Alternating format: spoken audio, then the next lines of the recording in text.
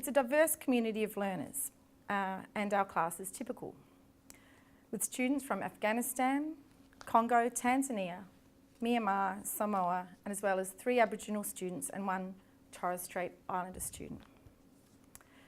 I teach in a grade 3 mainstream SEP class. I'm the mainstream teacher and I co-teach with an SEP teacher. So that makes up our class. I first heard of the LRT model last year when I expressed some concern about the reading comprehension skills of my Year 5 students.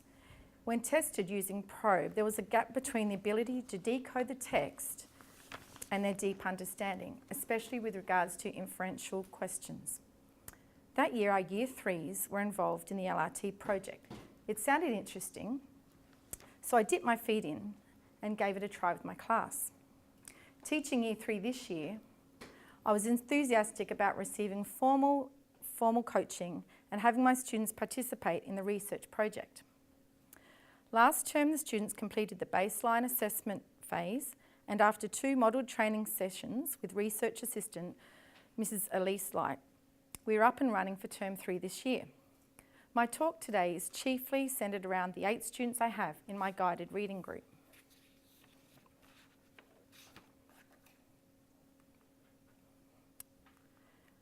This afternoon I plan to answer the following questions. I'm looking at attitudes and aptitudes. What are the backstories of the readers in my group? A fly on the wall. What does a typical LRT reading intervention session look like? What have I noticed so far? The emergent effects. Student impressions. How are the students feeling about the strategies and about their reading? My reflections. What are my opinions about the strategies? And finally, some ideas for the future. What is the potential of LRT, in my opinion?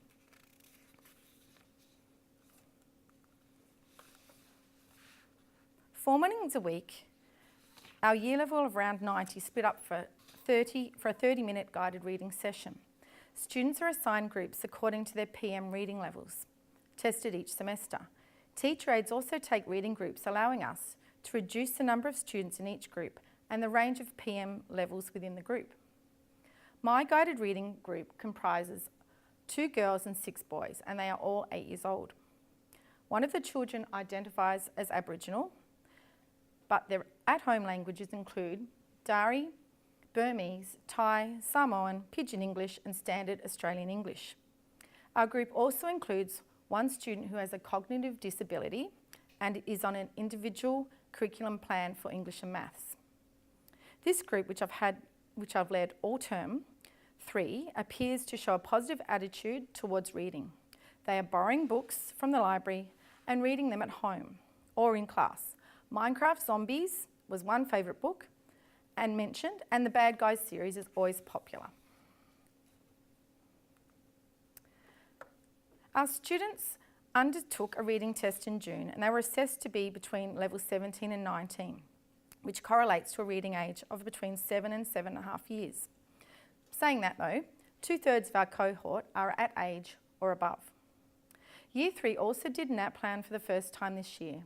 For the reading component of NAPLAN test, most children in my reading group received a band 2 or 3, with 1 student placing in the first band and another achieving band 5.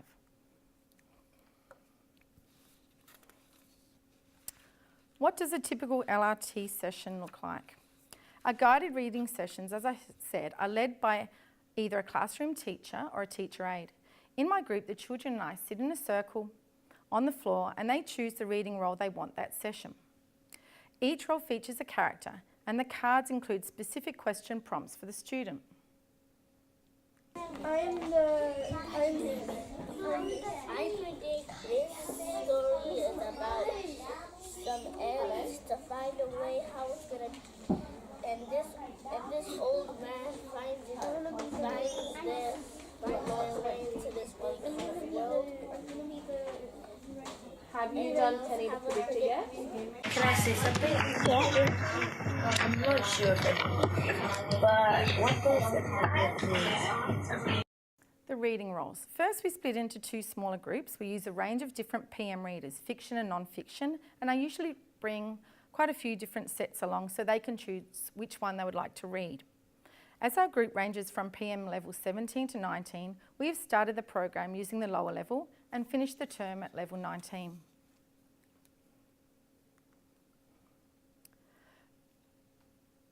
Firstly, the predictor will make a prediction about the book using clues from the picture flick or using the blurb or title. Each student reads 1 or 2 pages, stops, and the next person will read their card. Next, Casey, the clarifier, will ask students if there were any words that they didn't understand and tries to answer them. I found that if everyone can see the clarifier card, they can ask a question of Casey. The clarifier may use their own knowledge to answer the question. The glossary or others may join in to help. I only step in if the word eludes them all. Another person will then read the text and the questioner will pose a question to a particular student. Finally, at the end of the chapter and also at the end of the book, the summariser makes their contribution. What have I noticed so far? Students appear to be more confident, comfortable and enthusiastic readers who are interested in what they are reading. Although we do work in a small group for guided reading, the even smaller groups appear to provide more of a relaxed atmosphere, just like a group of friends at a mini book club.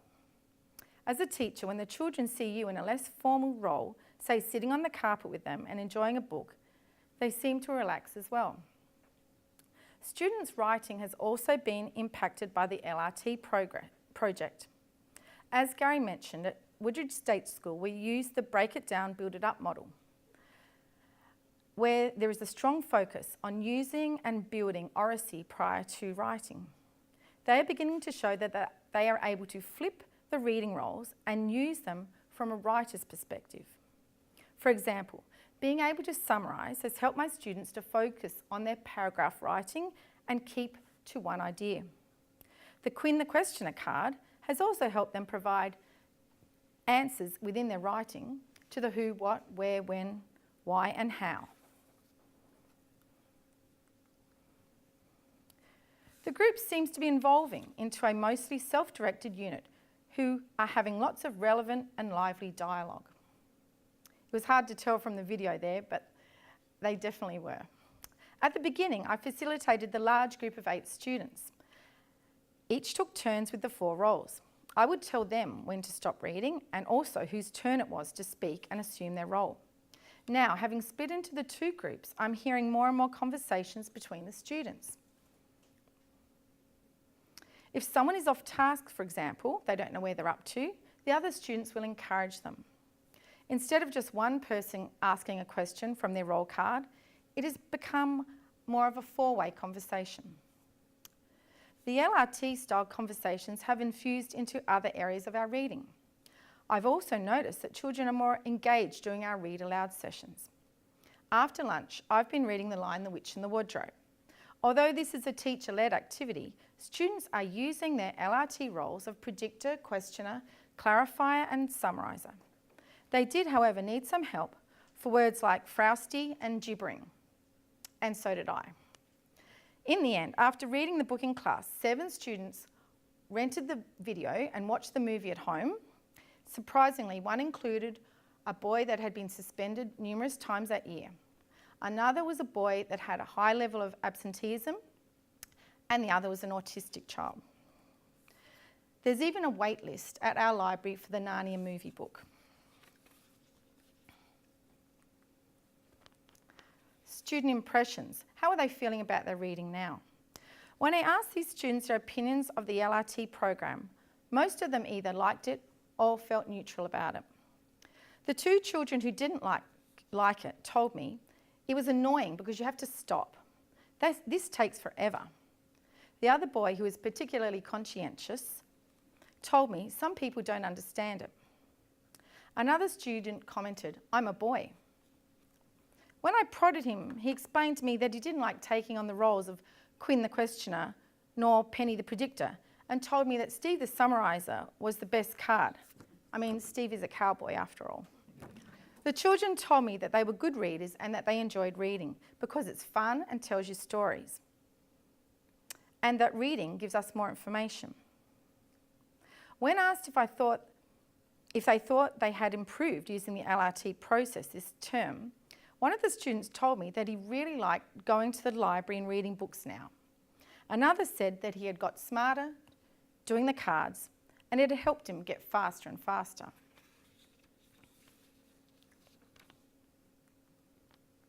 What are my thoughts about the strategies? As a profession, we're certainly involved in our teaching practice, moving away from chalk and talk towards more student-centred learning. The inquiry approach is becoming more the norm. As Gary mentioned, other learning areas have been using it for a while. We use the 5E instructional model in science. In history and geography, we employ Harvard's Project Zero visible thinking routines, and even in my original subject area, physical education, Bunker and Thorpe's Teaching Games for Understanding approach has changed the focus of the modern PE class. However, I believe a further wave of change is upon us with LRT reading intervention. We are moving from a student-centred approach to a student-driven approach. And sometimes letting go is hard. Part of the art of teaching is knowing when to intervene and when to hold back. And this is both the key and the challenge.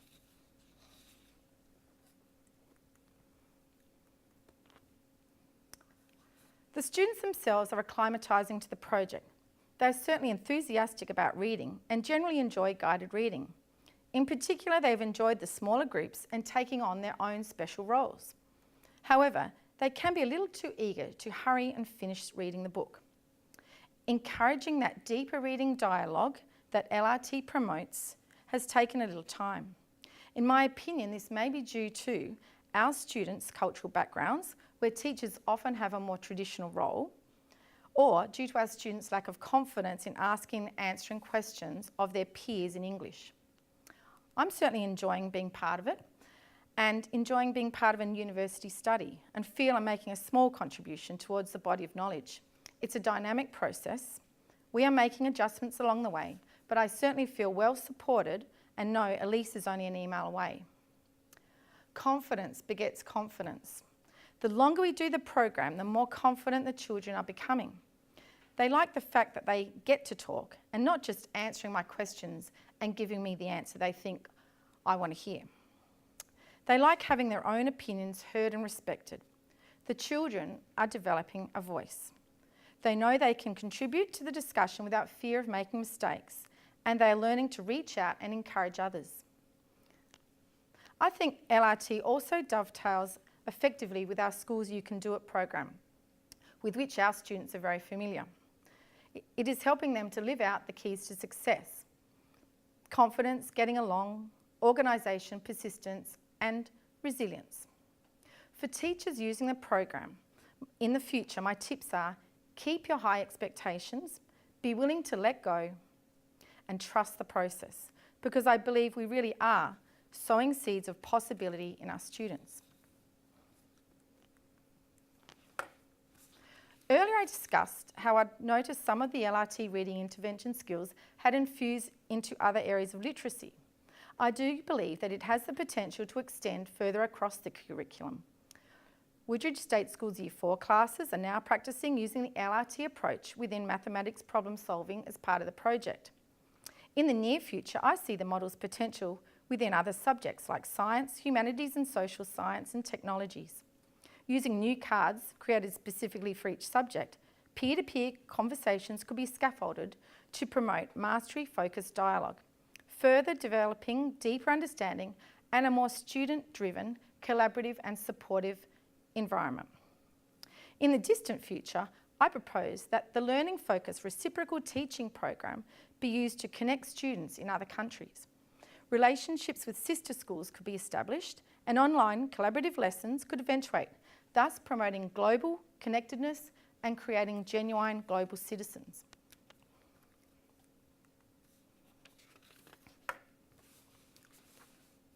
Finally, it's been an exciting opportunity to be involved in the LRT project. Seeing changes in my students' reading engagement, motivation and confidence has definitely been encouraging for me. Being actively a part and indeed a contributor to a university research project leading to evidence-based change further inspires my practice. Gary mentioned that we're on a journey, and I definitely want to echo this. This is definitely a journey, one where we kind of know the destination, but where the really exciting parts are those little offshoots, the kind we teachers often refer to as wow moments. For me, it's not chiefly about PM levels or NAPLAN. I do believe that if our students are enjoying reading and are feeling suitably challenged and supported, then results will come as a happy byproduct. Plato stated, "The beginning is the most important part of the work." I'm certainly enjoying being a part of these early stages of the project. I look forward to witnessing my students being able to read with purpose, understanding and confidence, and watching them build a foundation that will allow them the freedom to flourish and to broaden their choice and opportunities in life, regardless of where they were born or where they live. Finally, I hope that our students will use these opportunities to take charge of their own learning wisely, to positively impact their world now and in the future. Thank you.